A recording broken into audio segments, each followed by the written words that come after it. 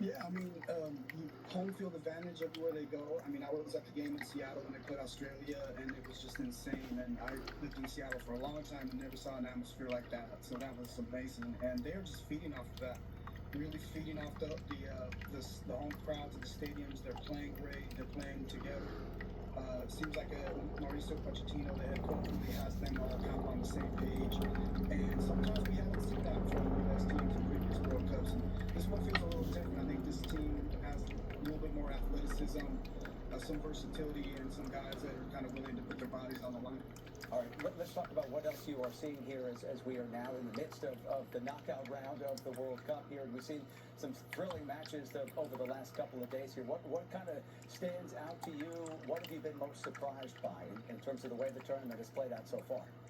I mean, the stars are playing like stars. Erling Haaland from Norway was fantastic the other day. Mexico doesn't really have any big names, but they're playing. They look like they're playing together, and they have that again. Another team like the U.S. having a home field advantage. Leo Messi scoring goals, Kylian Mbappe scoring goals, Mohamed Salah from Egypt scoring goals. Um, all the guys who people know about, the fans who follow soccer, the ones that people know about, those guys are shining bright on this stage. And I think that's what's really standing out for them. Yeah, and it feels like that's great for the sport too. When those huge names are showing why they are the stars that they are. Exactly.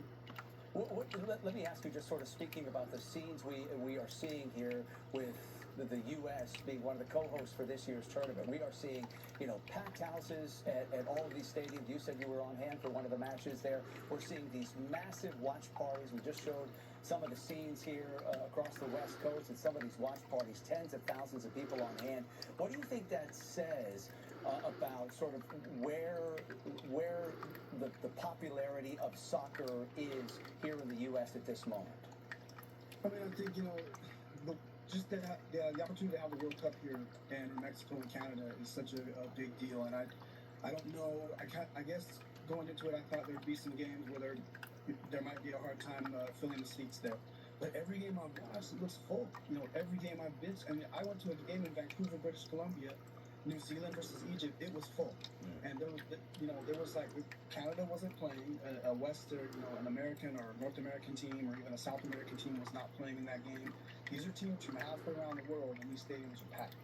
And that's the really underlying feeling that I'm seeing everywhere I go. There's crowds everywhere.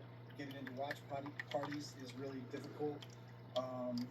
And people are just really feeling the community spirit of the whole thing, and welcoming the people from other countries here. You're seeing fan groups getting together, from opposing countries, jersey swaps with people, complete strangers from other countries. That's just the beauty of the whole thing. I'm seeing it everywhere. I saw it where I was. I'm seeing it all over social media, and it's been beautiful. It really is beautiful the way people are coming together during this tournament.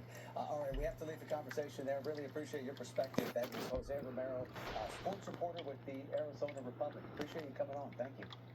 You bet. Thank you. Well, the head of the White House Task Force on the World Cup was in the Bay Area today for Team USA's match. Andrew Giuliani described some of the challenges to ensure the safety and security of the 78 matches happening across the U.S. during the tournament.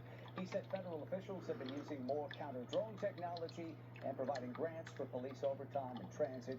Giuliani also said that during a visit to the Golden Gate Bridge this